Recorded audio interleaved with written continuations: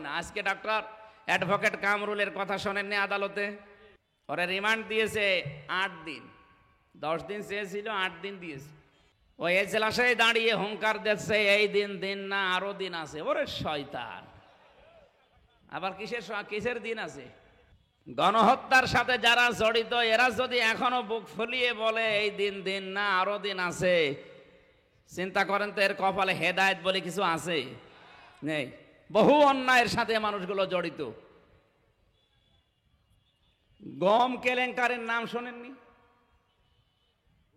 গম গম এই যে জব গম বলে না, এই গম কেলেঙ্কারের সাথে খাদ্যমন্ত্রী থাকাকালীন ওনার নাম নেই? বহু অপরাধী এবং এই যে 2024-এর জুলাই আগস্টের এর মাস্টার মাইন্ড যারা ছিল তার ভেতরে উনি একজন।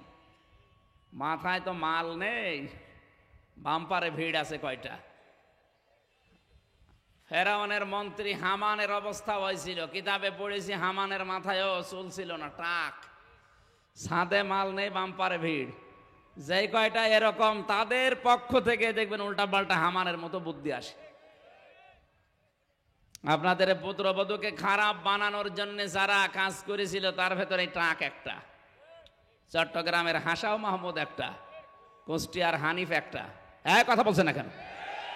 এগুলোর কারণে আপনাদের বৌমা এরকম শুরু করেছিল। এরা যদি একটু টেনে ধরতো, না ম্যাডাম একটু বাঁচেন, আমাদেরই বসবাস করা লাগবে, আমাদের আত্মীয় স্বজন, এটা সে মানে নাই। আমার কুষ্টিয়ার যিনি যার নাম বললাম হানিফ, আমার নিজের চাচা, উনি আওয়ামী লীগের চেয়ারম্যান। আমারে দাওয়াত দিয়েছে দুপুরবেলা খাওয়ার জন্যে, কে যেন ওনার কাছে খবর দিয়েছে। উনি আমার চাচারে কল দিয়ে, তুমি হামজাকে দাওয়াত দিলে মানে? আমার ভাইয়ের ছেলে। কিসের ভাই? আপন ভাই হলেও তারে দাওয়াত দেওয়া যাবে না। বলেন তো কোন জায়গায় পৌঁছিয়েছিলেন আপনি? আপনি মানুষ। অথচ আজকে যে আয়াত পড়ছি সূরা নেসা থেকে, এ নেসার মূল অংশই হচ্ছে যারা রক্তের সম্পর্ক, আত্মীয়তার সম্পর্ক নষ্ট করে, যারা ছিন্ন করে, এই মানুষগুলোর সাথে আল্লাহ নিজের সম্পর্ক কাট করে দেয়। যারা আলেম আছে তারা ভালো বুঝবে। বিশ্বনবী যেদিন নবুয়ত পাওয়ার পরে এসেছিলেন, বললেন আমাকে ঢেকে দাও, ভয় পেয়েছি। খাদিজাতুল কুবরা ওই দিন 5টা কথা বলেছিলেন। প্রথম বলেছিলেন ইন্না কালা তাসিলুর রহিমা, হে স্বামী আপনি ভয় পাবেন না, আপনি তো মানুষের সাথে সম্পর্ক ঠিক রাখেন, বিশেষ করে রক্তের সম্পর্ক। যারা আত্মীয়তার সম্পর্ক, রক্তের সম্পর্ক ঠিক রাখে তাদের ভয় পাওয়ার কোনো কারণ নেই। তাদের ভেতর থেকে আল্লাহ সব ভয় দূর করে দেয়। আপনাদের পুত্রবধূ অবশ্যই আপনাদের সম্পর্ক ঠিক রাখে নাই। আপনারা কেউ তার দেবর হন, কেউ শ্বশুর হন, এই কথা বলছে না কেন? সম্পর্ক ঠিক রাখে না, এই জন্যই তো ভয়ে পালিয়ে গেছে। জানে যে আমার তো কারোর সাথে সম্পর্ক নেই, এমনকি স্বামীর সাথেও না। তার স্বামী নিজে বলে গেছে না যে জীবনে সবচাইতে বড় ভুল করেছি, এই কাজটা করি। মানুষ স্বামীর প্রতি কি মায়া মহব্বত দেখায়, আর এই লোকটারে আমি জীবনে এসব দেখলাম না। কি নামে স্বামী ছিল না কামে স্বামী ছিল আল্লাহ জানে। আত্মীয়তার সম্পর্ক যারা ছিন্ন করেন তাদের সাথে যেহেতু আল্লাহ সম্পর্ক কাট করে দেয়, তাদের ভেতরে যত রকমের ভয় তখন ভর করে। এত ভয় পেয়েছে দুপুরের খাবার খাওয়ারও সময় পায়নি, তাড়াতাড়ি আমারে তুলে দাও। সম্মানিত ভাইরা, আমি যে কথা বোঝানোর জন্য এই পর্যন্ত নিয়ে আসলাম, সূরা নেসার আলোচ্য বিষয় এইটা, সম্পর্ক ছেদ করা যাবে না কারো সাথে। একে নষ্ট করার জন্য যারা চেষ্টা চালিয়েছিলেন তারা সফল হয়েছেন, ধ্বংস হয়ে গেছেন। সুতরাং আমরা কোরআনে কারিমের যে তাফসির মাহফিলে আসলাম, আমরা এরকম মন উদার করব যেন সবাই আমার কাছে এসে জায়গা পায়। আমাদের মন ওরকম ন্যারো মাইন্ডের না, আমরা ব্রড মাইন্ডের। কথা বলেন না কেন? মাওলানা হোসাইন বলছিলেন না 14 দল? হ্যাঁ, ওই 14 দল বাদ দিয়ে যা আমরা আছি এই দেশে সব এক দল। কারণ সবাই আমরা মাজলুম, কম বেশি সবাই মাজলুম এ দেশে। কারণ ওই 14 দল জান্নাতে ছিল, কারণ ওরা সব ছিল গৃহপালিত, বাড়িতে পোষ মানানো। আলেমদেরকে যেই দেশের আদালতে তোলার সময় দেখতাম দড়ি দিয়ে মাজার সাথে গরুর মতো বেঁধে নিয়ে যাচ্ছে, হাতে হ্যান্ডকাপ দিয়ে, মাথায় লোহার টুপি পরিয়ে। আর এখন এই বড় বড় সন্ত্রাসীগুলো কোর্টে তুলতেছে, কেউ খিলখিল করে হাসতে হাসতে যাচ্ছে, মনে হচ্ছে জামায় যাচ্ছে। এগুলো পিটিয়ে হাড়গোড় ভেঙে ফেলা দরকার না, এরা এখনো হাসতেছে, কারণ অবৈধ টাকা তো ওদের কম নেই। এই জেলখানা সহ বিভিন্ন জায়গায় এখন যারা আশ্রয় নিয়েছে, সে থানা হাজতে বলেন আর জেলখানায় বলেন, কারাগারে, যেখানে এখানে অবৈধ টাকাগুলো নিয়ে এখানে আরামে আছে। আর আমাদের টাকা পয়সা ঢুকতেও দিত না, এত কঠিন অবস্থায় রেখেছিল। জালেমদের যদি শাস্তি দেওয়া না হয়, তাহলে যারা মাজলুম তাদের প্রতি অবিচার করা হয়। এক কথা বলছে না কেন? জালেমদের শাস্তি না হলে মাজলুমদের প্রতি অবিচার করা হয়। এজন্য জালেমদের যেন শাস্তি হয়, যে যে অপরাধ করেছে তার ওই অপরাধের শাস্তি তারে দেন। যারা গণহত্যার সাথে জড়িত তাদেরকেও হত্যা করা লাগবে, এটাই ফাইনাল। আন্তর্জাতিক অপরাধ ট্রাইব্যুনালের মাধ্যমে অলরেডি শুরু হয়ে গেছে, বিচার যেন স্বচ্ছ হয়। বানানো বিচার করা লাগবে না, যা করেছেন ওইটার বিচার করলে সব কব্বরে চলে যাবেন। তখন আবার ষড়যন্ত্র করার সব কিছু বন্ধ হয়ে যাবে ইনশাআল্লাহ। আমরা নবীজির উম্মত হওয়ার জন্য দুইটা পদ্ধতি সামনে রাখব।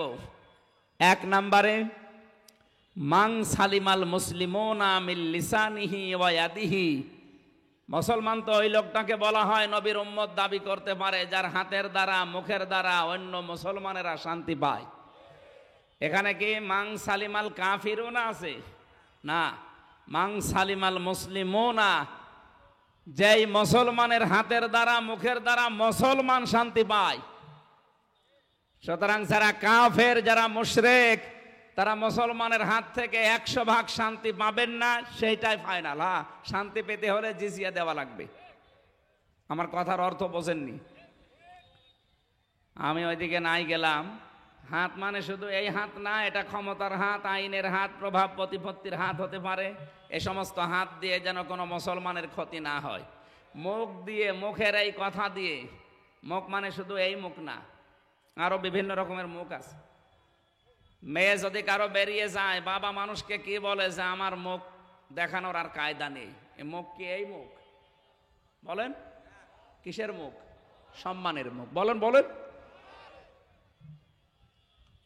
কেউ যদি কিছু অঘটন করে ফেলে, তার বাবা বলে আমার নাক কাটা গেল। নাক মানে এই নাক, কিসের নাক? সম্মানের নাক। সুতরাং মুখ মানে শুধু এই মুখ না, সম্মানের মুখ আছে বিভিন্ন রকমের।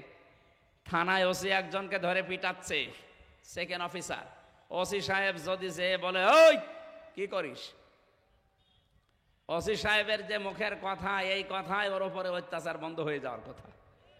তাহলে এই জায়গায় ওসি সাহেবের হাত মানে এই হাত না, ওখানে হাত মানে ওনার মুখের যে সম্মান, কথাবার্তারা বের করেন, ওনার যে পাওয়ার আছে, চেয়ার আছে, ওইটা। সুতরাং আমার চেয়ার বলেন, আমার এই হাত বলেন, ক্ষমতার হাত বলেন, আইনের হাত বলেন, প্রভাব প্রতিপত্তির হাত বলেন, বংশের হাত বলেন, এলাকার একটা দাপট বলেন, সব কিছু দিয়ে যেন মুসলমানের ক্ষতি না হয়। মানে আমার হাতের দ্বারা, মুখের দ্বারা যদি মানুষ শান্তি পায়, তাহলে আমি নবীর উম্মত হিসাবে পরিগণিত হতে পারবো ইনশাআল্লাহ। আল্লাহ আমাদেরকে নবীর কাঙ্ক্ষিত উম্মত হওয়ার তৌফিক দিন। তেলাওয়াত করেছি সূরা নিসা থেকে 112 নম্বর আয়াত, একটা মাত্র আয়াত পড়েছি। আজকের আলোচনার বিষয় হচ্ছে তহমত। কি বললাম? এটা গীবতের চাইতেও খারাপ। গীবত করলে মায়ের সাথে জেনা করার গুনাহ হয়, আর তহমত দিলে কি হতে পারে আপনি বলেন তো? গীবত করলে যদি মায়ের সাথে জেনা করার গুনাহ হয়, তহমত দিলে কি হতে পারে? নবীজিকে জিজ্ঞাসা করা হচ্ছে, আতাদরুনা মাল গীবা, হে নবী গীবত কি? নবীজি বলেন, তোমার মুসলমান ভাইয়ের অনুপস্থিতিতে তার সম্পর্কে এমন কথা বলা যেটা শুনলে তার মন খারাপ হবে। এখন প্রশ্ন আসতে পারে, আপনি যে গীবত করেন উঠে? না, আমি গীবত করছি না। আমি যার কথা বলছি ও তো মুসলমান না, ও তো মুশরিক। যেই মানুষটা বলতে পারে যে ফসলে বরকত হলে মা দুর্গা গজে ছেড়ে এসেছে, এই কারণে, সে মুসলমান থাকে কি করে বলেন? এরকম মুসলমান যদি দাবি করে কেউ যে আমি মুসলমান, তাহলে এরকম মুসলমান আবু জেহেলও ছিল। আপনি কি মনে করেন আবু জেহেল আল্লাহ একজন আছে ও বিশ্বাস করতো না? হ্যাঁ করতো, আল্লাহ একজন আছে ও জানতো। এই জন্য কাবার চত্বর ধরে বদরের ময়দানে যাওয়ার আগে বলেছিল, কাবার মালিক তুমি আসো আমি জানি। বদরের ময়দানে যাচ্ছে আবু জেহেল নিজে বলছে কাবার চত্বর দাঁড়িয়ে, ওই যে মুলতাজান নামক যে জায়গাটা কাবার দরজা, ওখানে ধরে দোয়া করলে কবুল হয়ে যায়। ও দোয়াটা করেছে কিভাবে? হাদিস এটা বলছে, কাবার মালিক তুমি আসো আমি জানি, বদরের ময়দানে অস্ত্র নিয়ে যাচ্ছি যুদ্ধ করার জন্য মুহাম্মদের বিরুদ্ধে, সত্যের পক্ষে যে আছে তাকে তুমি বিজয় দিও। ওর দোয়াও কবুল হয়ে গেছে, কারণ সত্যের পক্ষে তো ছিল না, ছিল সত্যের পক্ষে যে ছিল আল্লাহ তার বিজয় দিয়ে দিয়েছে, তার ওর কথাও আল্লাহ শুনেছে। এবার আসেন দ্বিতীয় প্রশ্নে। আমি যে বললাম এই মানুষ মুসলমান নামধারী, অনেকে প্রশ্ন করে হ্যাঁ উনি হাজী সাহেবা হজ করে এসেছে, আপনি মুশরিক বললেন মানে? আরে ভাই, ও তো হজ করেছে কয়বার, আর আবু জেহেল কাবা শরীফের সভাপতি ছিল। আলা ইন সাআলতাহুম মান খালাকাস সামাওয়াতি ওয়াল আরদা লা ইয়াকুলুন্নাল্লাহ। হে নবী, আপনি যদি আবু জেহেলকে জিজ্ঞাসা করেন আকাশ আর জমিন কে বানিয়েছে, ও বলবে আল্লাহ বানিয়েছে। এটা কোরআনের আয়াত। লা ইয়াকুলুন্নাল্লাহ, লামে তাকিদ নুনে সাকিলা, ও গ্যারান্টি দিয়ে বলবে কে বানিয়েছে, মানে আল্লাহ বানিয়েছে। তাহলে আবু জেহেল আল্লাহ একজন আছে বিশ্বাস করতো না করতো না? তারপরও সে কাফের মুশরিক। কারণ কি? আল্লাহর শক্তির সাথে অন্য শক্তিকে যোগ করত, আল্লাহর আইনের সাথে অন্য আইনকে যোগ করত, আল্লাহ যেটা পারে অন্য কেউ পারে বিশ্বাস করত। যেমন উনি করেছে, ফসলে বরকত হওয়ার পরে মানুষকে খুশি করার জন্য বলেই ফেলেছে মা দুর্গা গজে চড়িয়ে এসেছে, এই জন্য এবার ফসলের বরকত হয়েছে। এই কথাটা আবু জেহেলের কথা। এই কথা বলেন না কেন? সে লাত উজ্জা মানাতের হবলের পূজা করতো, আর এখন আমরা পূজা করছি মানুষ পূজা। সুতরাং ১৫০০ বছর আগে আবু জেহেলের কর্মকাণ্ডের সাথে এই ২৪ সালের কর্মকাণ্ড কারো যদি মিলে যায়, সে আর মুসলমান নেই, সে মুশরিক। আমি যে গীবত করছি আমি কোনো মুসলমানের না, তার এই কথাগুলো তুলে ধরলে আগামীতে কোনো মানুষ যেন আর মুশরিক না হয়। ৪ জায়গায় কথা তোলা জায়েজ আছে। যেই সন্তান, এই ভালো করে শুনবেন, যেই সন্তান সমর্থ থাকার পরেও তার মা বাবার খেদমত করে না, তাদের খরচ দেয় না, সেই সন্তানের নাম ধরে কথা বলা জায়েজ আছে। এটা গীবত হবে না। কথা বুঝতেছেন?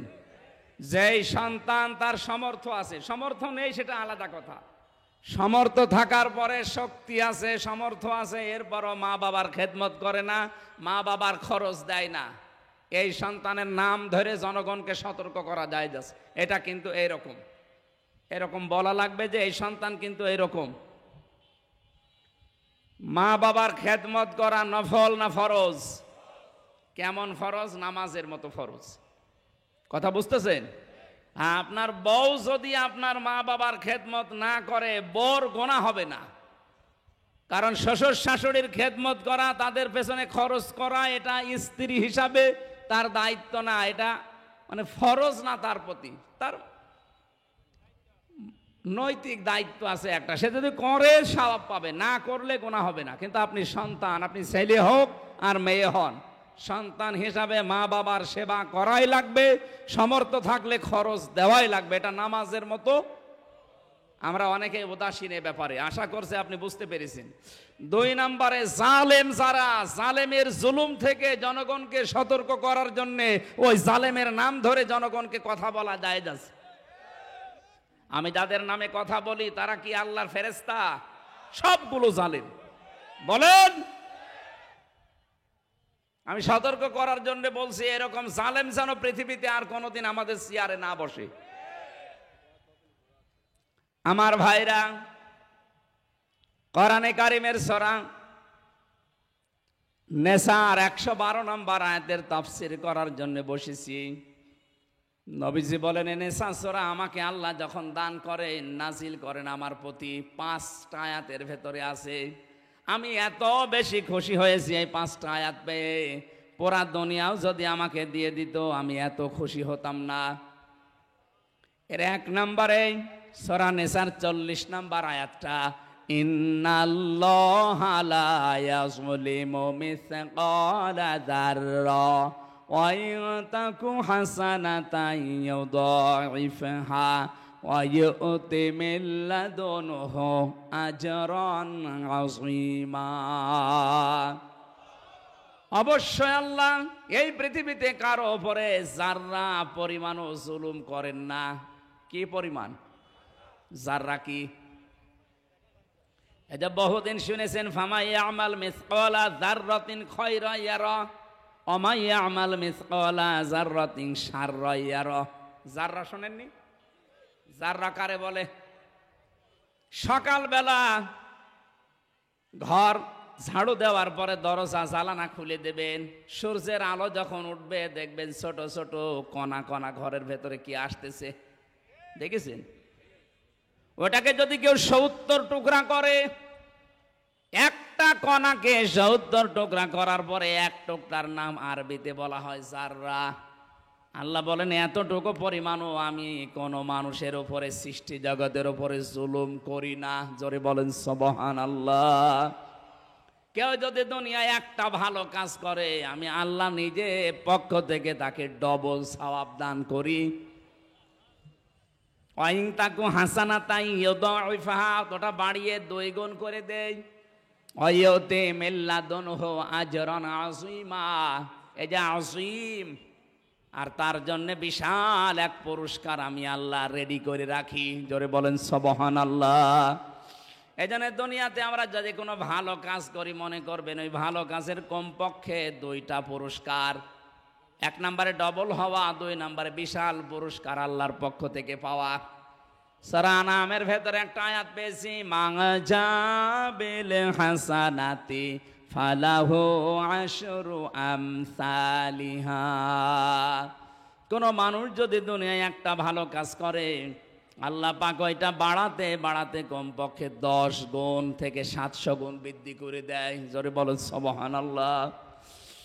মসজিদে নববীতে বসে আছেন নবীজি, এক ভিক্ষুক এসে বলে, হে রাসূল আমি ক্ষুধার্ত, আমাকে কিছু দেন।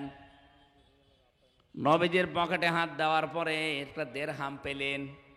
হযরতে ওমরকে জিজ্ঞাসা করলেন, আমি কি এইটা দেব? হযরত ওমর বললেন, ঠিক আছে দিয়ে দেন।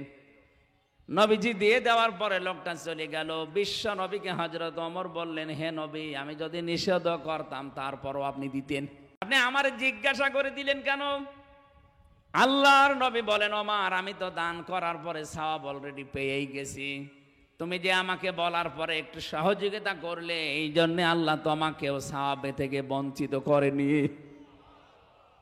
এই জন্য আজকের এই ভালো কাজটা যারা সাজিয়েছেন, কোরআন প্রচার হবে, যারা সহযোগিতা করেছেন, সে যেইভাবেই হোক প্রত্যেকেই সওয়াবের অধিকারী হবে। জোরে বলেন সুবহানাল্লাহ। সূরা নিসার 40 নম্বর আয়াতটা পেয়ে নবীজি এত খুশি হয়েছিলেন, বিশ্ব নবী বলেন তামাম দুনিয়া দিয়ে দিলেও আমি এত খুশি হতাম না। 2 নম্বরে পেয়েছি সূরা নিসার, এটা 31 নম্বর আয়াত, ইংতাজিতানিবু কাবাইরা মা তুনহাউনা আনহু নুকাফির আনকুম সাইয়্যাতিকুম ওয়া নুদখিলকুম মুদখালান কারীমা। হে পৃথিবীর মানুষেরা, যদি বড় বড় গুনাহ থেকে বেঁচে থাকতে পারো, আমি আল্লাহ পাক বলছি ছোটখাটো অপরাধ নিজের পক্ষ থেকে মাফ করে দেব। বড় গুনাহ আমি পেয়েছি ইমাম আয-যাহাবীর লিখিত 99টা কবিরা গুনাহ, আরো আছে। অন্তত এগুলোও যদি আমরা বেঁচে থাকতে পারি এই বড় বড় গুনাহ থেকে, ছোটখাটো যে অপরাধগুলো জীবনে চলতে ফিরতে হয়, আল্লাহ নিজের গাফফার নামের খাতিরে মাফ করে দেবেন। শুধু মাফ করে শেষ না, ওয়া নুদখিলকুম মুদখালান কারীমা, এমন একটা সম্মানিত জায়গায় আমাদেরকে প্রবেশ করাবেন যার নাম আল্লাহ নিজে দিয়েছেন বাগান, জান্নাত।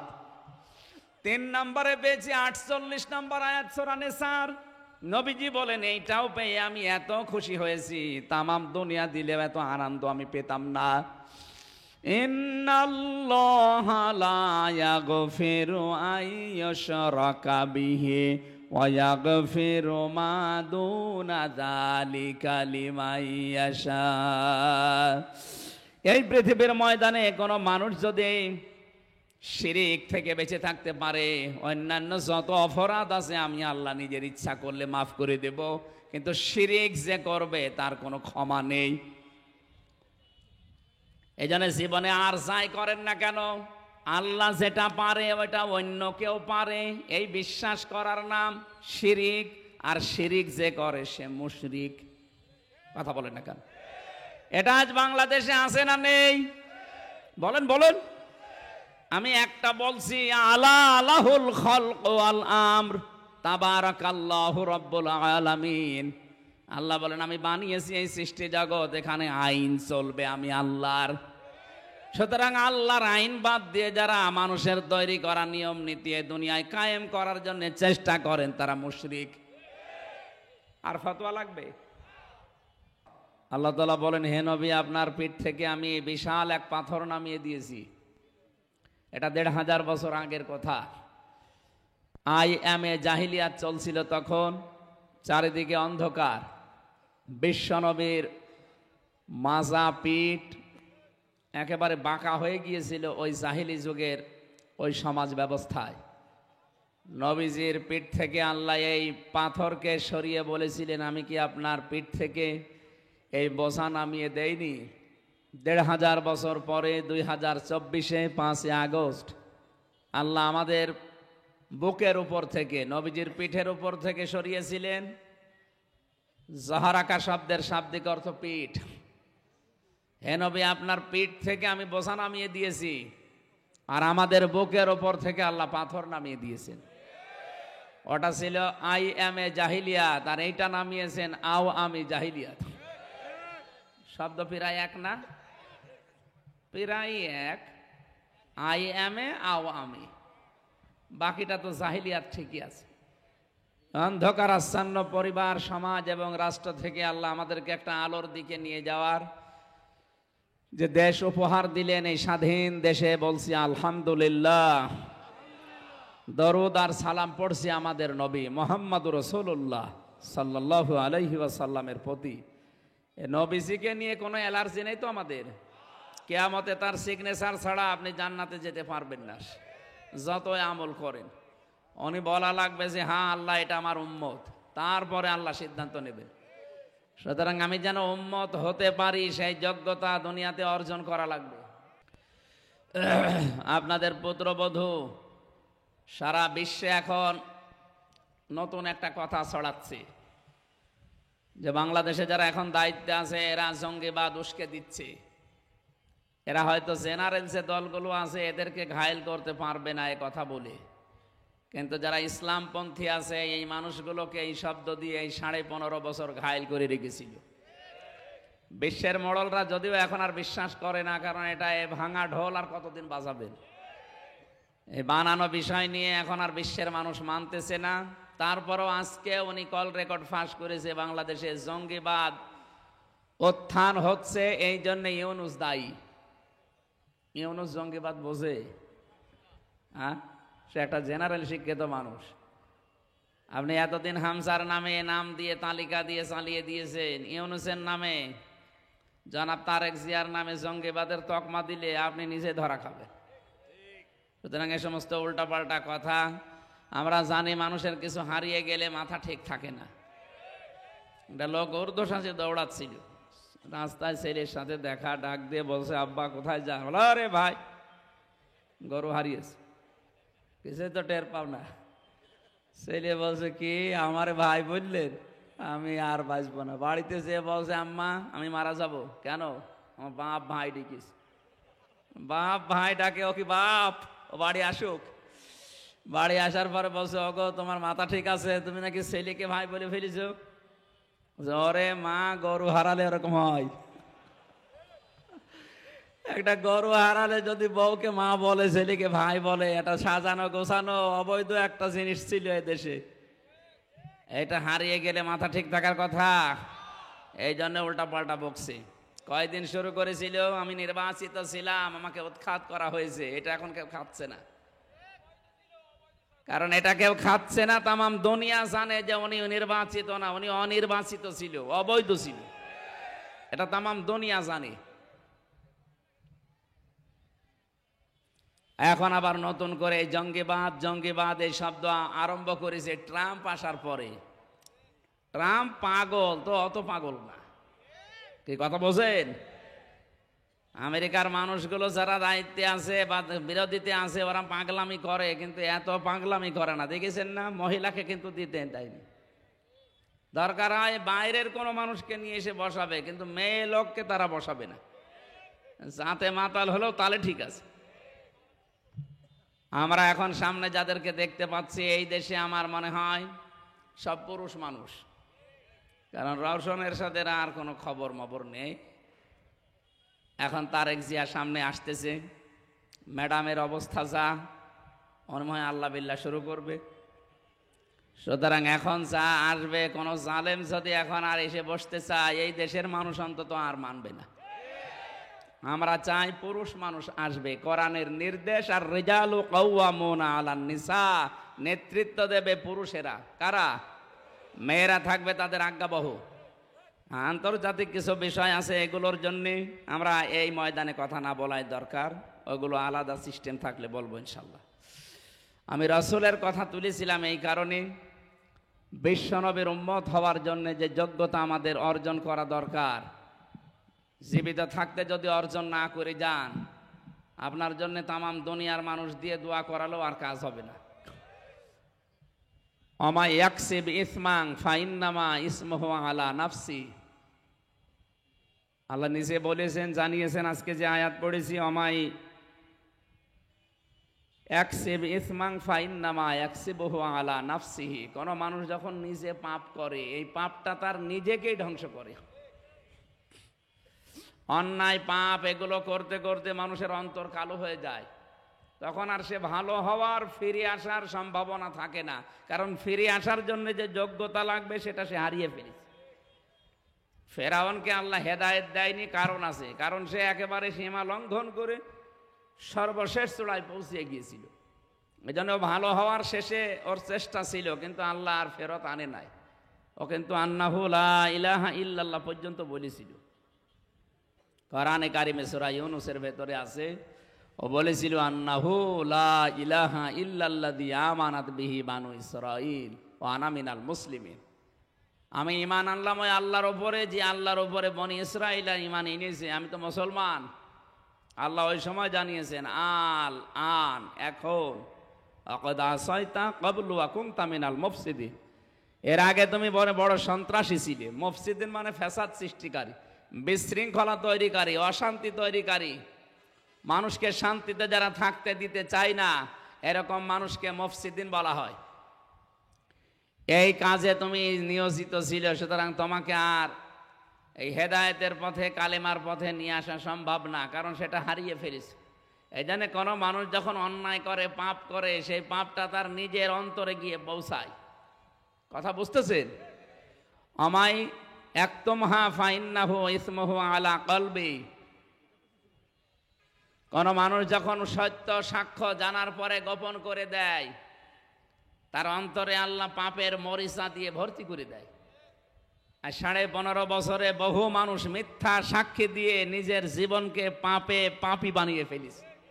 তারা এখন অনেকে ঘুরে আসার চেষ্টা করলেও পারবে না। এই গোনায় যদি কেউ জড়িত থাকেন, আপনি কিন্তু আর মাপ পাবেন না। অন্য গোনা করেন, আপনি মাপ পেয়ে যাবেন, কিন্তু এই শিরিক করলে মাপ নেই।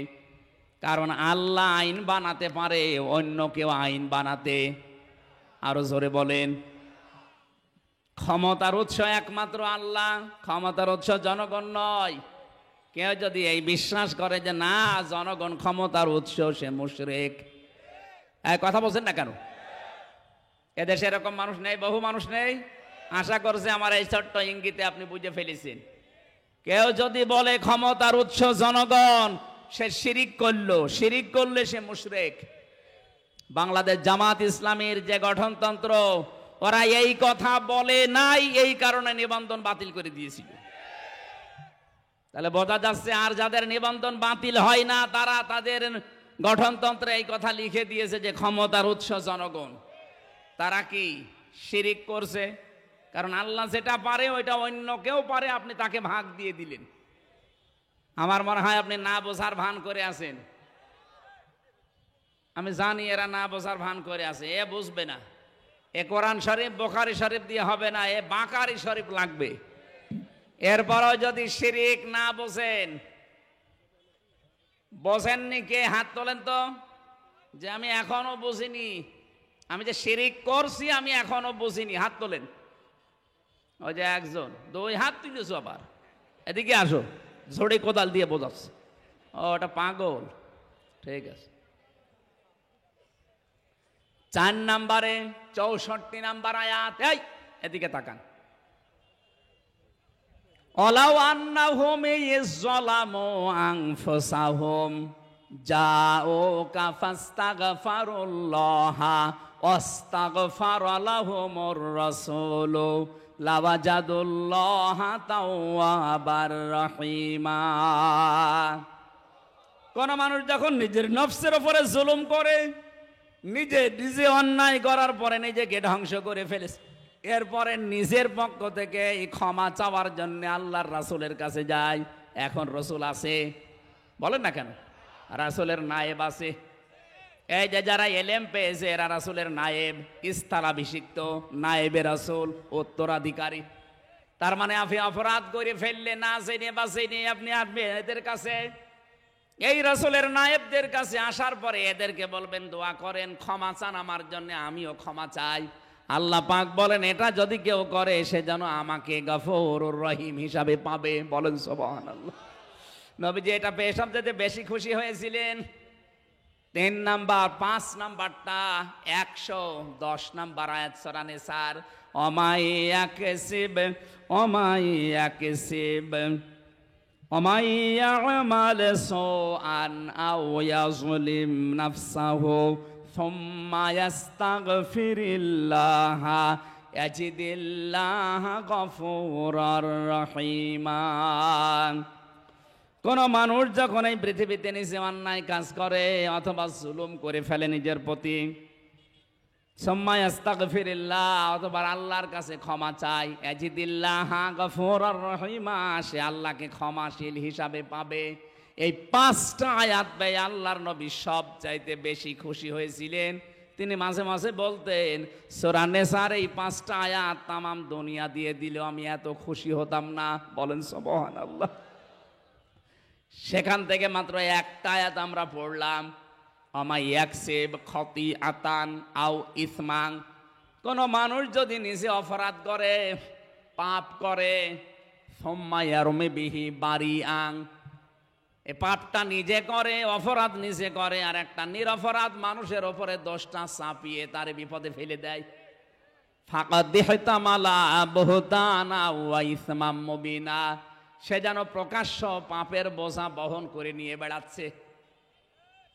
আর এই আয়াতটা আমার মনে হয় সব চাইতে বেশি মিলে যাচ্ছে বাংলাদেশের সাথে। 15.5 বছরে এটা বেশি হয়েছে। নিজে অন্যায় করে, নিজে পাপ করে, আর একটা নিরপরাধ মানুষের মাথার উপরে দোষটা চাপিয়ে তারে বিপদে ফেলে দেয়। এক কথা বলছে না কেন? কিচ্ছু জানে না, ঘরে ঘুমিয়ে আছে, চোখ খুলে দেখছে জেলখানায়। কি গো, তুই গাছ কেটেছিস কখন? স্বপ্নে। হ্যাঁ, এই যে গায়েবী মামলা যেগুলো দিত এভাবে দিত না। আরে ভাই আমি গাছ কাটলাম কখন? গাড়িতে আগুন লাগিয়েছি কখন? স্বপ্নের ভেতরে। স্বপ্নে আগুন দিয়েছি, তাও মামলা হয়ে যাচ্ছে। আমার যে মামলা ছিল আপনারা শোনেননি? কে কোন পাগল নাকি সিরাজগঞ্জ থেকে ঢাকায় একটা তরবারি নিয়ে ঘুরছিল, তারে পুলিশে ধরে যায়, কি করবি? সংসদ ভেঙে ফেলবো।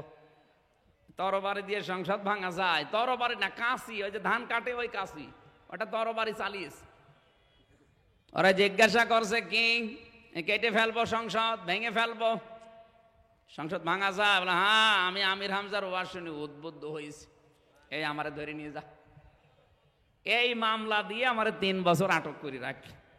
বলেন তো শয়তান পর্যন্ত হাসবে না? কার দোষ কার ঘাড়ে চাপিয়ে, অথচ যারা এগুলো করে তারা কিন্তু এখন সব আরামে নিরপরাধ হয়ে আছে। আমার এই অপরাধের সাথে যারা অপরাধী বানানো তাতে জড়িত, আমার মামলার আয়ু থেকে একেবারে যিনি পালিয়েছে উনি পর্যন্ত, কারণ ফাইল ওনার হাতে ছিল। বাকিগুলো তো সব শো, এদেরকে দিয়ে করিয়েছে। তাই যারা এই অপরাধ করলো, যারা অপরাধ করেছেন, আমি যদি ক্ষমা না করি আপনাকে দিয়ে আল্লাহ এরকম একটা অপরাধ করাবে, তারপরে আপনার মরণ হবে। এই জন্য এমন কোন দোষ একজনের উপরে চাপিয়ে দেবেন না যে দোষ সে করে নাই। এটা সবচেয়ে এখন বেশি সামাজিক যোগাযোগ মাধ্যমে বেশি হচ্ছে। যে লোকটা যে কাজের সাথে জড়িত না তার নামে দোষটা চাপিয়ে আন্দাজে একটা মিথ্যা তথ্য ছড়িয়ে তার মান সম্মান নিয়ে সিনেমা খেলা হচ্ছে। আপনাকে দিয়ে আল্লাহ ওই অপরাধ কিন্তু দুনিয়ায় আগে করাবে, এরপরে আপনার মরণ হবে, এটা মনে রাখবেন। এটা সূরা হুমাযার তাফসিরে আছে। ওই লুল্লি কুল্লি, আল্লাহ বলেন সর্বনাশ, ধ্বংস হয়ে যাক লিকুল্লি, প্রত্যেকজন, প্রত্যেকটা ব্যক্তি। কোন প্রত্যেক ব্যক্তি? হোমাজাতিল লুমাজা, যারা সামনে পেছনে মানুষের দোষ চর্চা করে। আরে ভাই, আমি তো নিজেকে নিয়ে চিন্তা ভাবনা করে শেষ করতে পারি না, মানুষকে নিয়ে ভাববো কখন? আর ফেসবুকে যারা লেখালেখি করে দেখেন নিজের ভেতরে হাজারো দোষ, সেটা খুঁজে পায় না। কোথায় কোথায় কোন জায়গায় কি হয়েছে সেইটা নিয়ে উনি চলতেছে। নিজের চিন্তায় তো শেষ করে সময় শেষ করা যায় না, আপনি অন্যের পেছনে লাগেন কখন? মাওলানা মিজানুর রহমান আজহারি এটা বেশি বলে যে ভাই আমার নিজের চিন্তায় তো আমি সময় দিতে পারি না, আপনার পেছনে আমি সময় দেব কোথায়? এমনি কয় বছর হায়াত পেয়েছি, এই হায়াতে আমার নিজের জীবনটা এখনো সংশোধন করতে পারলাম না, আর আমার নিজের ভেতরে যে দোষ আছে এইগুলো এখন আমি মুক্ত হতে পারি না। আমারই 5 বউ, আমি এক বউওয়ালার পেছনে লেগে বসে আছি। হ্যাঁ, আপনি দেখেন ফেসবুকে যারা এগুলো ছড়ায় বিভিন্ন মানুষের নামে, ওদের চরিত্র ঠিক আছে? একটারও চরিত্র নেই। আমি সেই কয়জনের নাম বললাম না জানি, দেখি এগুলো মানুষের পেছনে লাগে, এদের একটারও চরিত্র ঠিক নেই। চরিত্র ঠিক নেই মানে শয়তানের তাই তো খারাপ। ফামানি বেতাকা বড় আদালিকা ফাউলাইকা হুমুল আদুন, এই আয়াত কোরআনে নেই। কয়বার আছে? একবার দুইবার না, অসংখ্য জায়গায় আল্লাহ আয়াতটা দিয়েছেন। ফামানি বেতাকা বড় আদালিকা ফাউলাইকা হুমুল আদুন, কেন দিয়েছেন? যে নিজের জায়েজ স্ত্রী থাকার পরেও যারা অন্য কাউকে কামনা করে, অন্য কারোর সাথে গোপনে লাইন লাগায়, এ মানুষগুলো সীমা লঙ্ঘনকারী। যারা আজ আলেমদের বিরুদ্ধে, বিভিন্ন ওলামাদের বিরুদ্ধে ফেসবুকে লিখালিখি করে, দেখবেন ওদের চরিত্র ঠিক ওই কায়দায়। 14 জনের সাথে লাইন করছে তারা, নিজের চরিত্র সংশোধন করার কোনো খবর নেই, শুধু লেগে আছে হুজুরের পেছনে। আপনাকে দিয়ে আল্লাহ এইরকম অপরাধ করাবে যদি কারণ আমি উল্টাপাল্টা দোষ চাপিয়ে দিন। বাংলাদেশে আলেমদের একটা সংগঠন আছে মাজলিসুল মুফাসসিরিন, উনি কেন্দ্রীয় কমিটির সেক্রেটারি। সারা বাংলাদেশে যত আলেম আছে তাদের উনি মাথার মুকুট। এখন সভাপতির বাড়ি গোপালগঞ্জে, অধ্যক্ষ মাওলানা আব্দুল হামিদ, আমার নানা যান, আর উনি হচ্ছে সেক্রেটারি। সারা বাংলাদেশের প্রতিনিধিত্ব করছে আপনাদের এই আলেম অধ্যাপক মাওলানা নুরুল আমিন। আল্লাহ যেন তাকে তার যে মাকাম ওই জায়গায় যেন পৌঁছিয়ে দেন। এখানে একটা উদ্দেশ্য আছে তার সামনে, আপনারা মানুষ দেখে অবশ্যই উনি যদি কিছু চাই ওনার হাতকে খালি হাতে ফেরত দেবেন? আশা করছি জায়গা মতো জায়গার জিনিস দিয়ে দেবে। সব দিক থেকে যে যোগ্যতা আছে, বাংলাদেশে ইসলামপন্থী মানুষগুলো গেলে যে দুর্নীতি মুক্ত করতে পারে তার প্রমাণ মাওলানা নিজামী, আলী হাসান মুজাহিদ। একটা টাকা দুর্নীতি খোঁজ পাননি আপনি, 4 আনাও পাননি। সুতরাং এই ধাঁচের মানুষগুলো যদি সামনে যেতে পারি, আশা করা যায় তাদের দ্বারা দুর্নীতি হবে না। আর এই যে অ্যাডভোকেট কামরুল ইসলাম টাক, ভূমিমন্ত্রী সাইফুজ্জামান, এক একজনের বাড়ি হচ্ছে 620টা। এখলাস নিয়ে যারা কাজ করছে তাদের ভেতরে অন্যতম অধ্যাপক মাওলানা নুরুল আমিন ভাই। ওনার এখলাস আমি জানি, দেখেছি। আল্লাহ রাব্বুল আলামিন ওনার যে দক্ষতা আছে, আলেমদের নেতৃত্ব দিচ্ছে। খালি এই পীরগঞ্জে না, সারা বাংলাদেশের 64 জেলার তিনি সেক্রেটারি। আল্লাহু আকবার। আল্লাহ তাকে তার জায়গা মতো পৌঁছিয়ে দেন, আমিন। লা ইলাহা ইল্লা আনতা সুবহানাকা ইন্নী কুনতু মিনাজ জালিমিন। আল্লাহ তাআলা যে ধাসে শুরু করেছিলাম, চাতক পাখির মতো তোমার বান্দা বান্দিগুলো কোরআনের কথা শুনছিল, আমি আয়াতটা শেষও করতে পারি নাই, যতটুকু বলেছি আল্লাহ আমলের সুযোগ দাও। আমাদের দ্বারা যেন মানুষের পেছনে লাগায় এই গোনা বন্ধ হয়। আমি নিজেকে নিয়েই সংশোধন করতে পারি না, অন্যের পেছনে লাগতে যাব কোন কারণে? আল্লাহ এই বোঝ তুমি আমাদের নারী পুরুষ সবাইকে দিয়ে দাও। এ মাহফিলের আয়োজন করতে গিয়ে যারা শ্রম দিল এদেরকে কবুল করো। প্রধান অতিথি জনাব সাইফুল ইসলামকে মঞ্জুর করো। বড় ভাই অধ্যাপক মাওলানা নুরুল আমিন দোয়া চেয়েছি, আল্লাহ তুমি তাকে সফলতার স্বর্ণ শিখরে পৌঁছিয়ে দাও। মাহফিলে আমার আগে যারা কথা বললেন এই আলেমদের কথাগুলো আমলের সুযোগ দাও। আমিন আমিন। বারাকাল্লাহু লানা ওয়া লাকুম ফিল কোরআনিল আযীম। যত মানুষ এলাকায় ঘুমিয়ে আছে কবরে আল্লাহ কোরআনের ইজ্জতে মাফ করে দাও। এখানে অনেক খরচ হয়েছে, আইলাইরা ঋণী হয়ে পড়েছে, তুমি ঋণ মুক্ত হওয়ার সুযোগ করে দাও। আমার কণ্ঠটা কথা বললেই যেন ব্যথা করে। 3টা বছর জালেমের এই জেলখানায় অসুস্থ হয়ে পড়েছি। আল্লাহ তাআলা আমার বুকে পর্যন্ত এখন কথা বললেই ব্যথা হয়। আমি কোরআনের আয়াত 100 ভাগ বিশ্বাস করে দোয়া করছি, ওয়াইদা মারিদতু ফাহুয়া ইয়াশফিন। নবী ইব্রাহিম বলেছিলেন, আল্লাহ আমি অসুস্থ হলে তুমি শেফা দাও। ইব্রাহিমের সন্তান হিসাবে হাজারো মানুষ নিয়ে বলছি, আল্লাহ আমি অসুস্থ, তুমি আমাকে শেফায়ে কামেলা আজেলা দাও। বারাকাল্লাহু লানা ওয়া লাকুম ফিল কোরআনিল আযীম। আলহামদুলিল্লাহি রাব্বিল আলামিন।